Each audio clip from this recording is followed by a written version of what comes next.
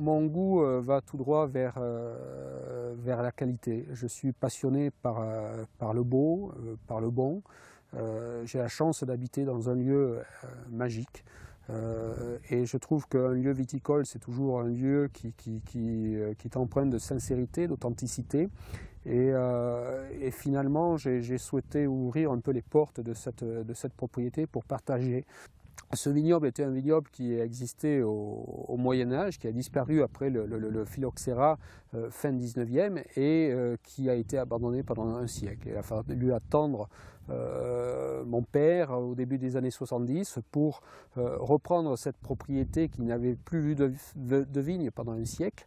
Et il a entrepris de replanter pied par pied 60 hectares de vignes et il a refait naître cette propriété historique. C'est le vignoble le plus haut de l'appellation, à 300 mètres d'altitude, donc sur un sol argilo-calcaire. C'est un sol très ancien, hein, qui date du secondaire, c'est un sol qui a plus de 200 000 ans. Donc on a un encépagement qui se plaît à puiser dans ces ressources qui sont très minérales et qui donnent donc des vins avec une grande finesse et d'une grande pureté. C'est une propriété sur laquelle aussi on cultive des arbres truffiers. On a replanté plus de 1000 arbres pour donner de la tuber melanosporum, qui est la truffe noire du Quercy.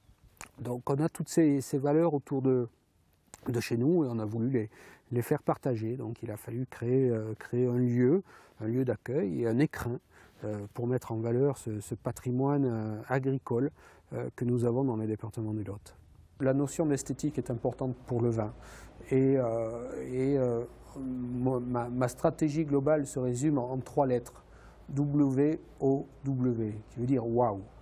Et quand on rentre, JDR Architecte, c'est simple, quand on va ouvrir les portes de ce chez-là, je veux que les clients fassent waouh. Et c'était la mission et c'est réussi.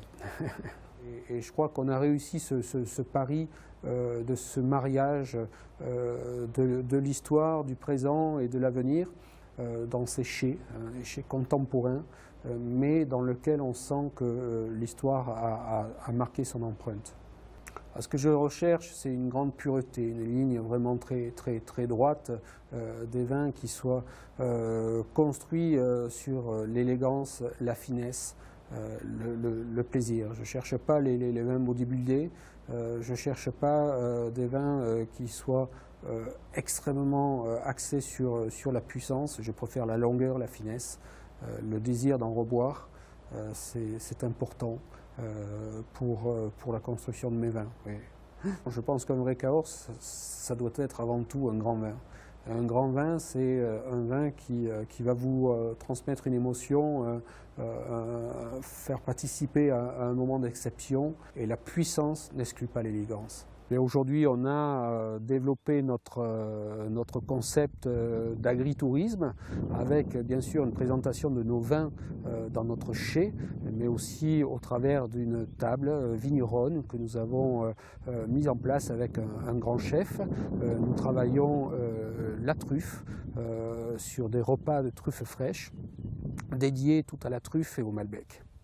Nous avons aussi au niveau œnotourisme et gastronomie, nous avons le Relais Château, le château de Mercuès, qui est un magnifique établissement hôtelier qui date du XIIIe siècle, chargé d'histoire. On a toujours eu dans la famille une volonté d'abord d'entreprendre et ensuite une volonté d'accueil. On a toujours pensé que c'était important.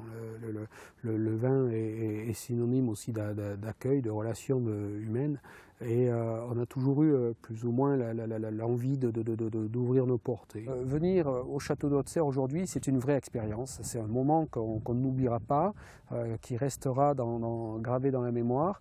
Et c'est important dans un monde qui est difficile actuellement. C'est important de prendre ces instants de quiétude. Et je crois que le beau, l'esthétique va permettre de compenser les difficultés que l'on rencontre au jour le jour.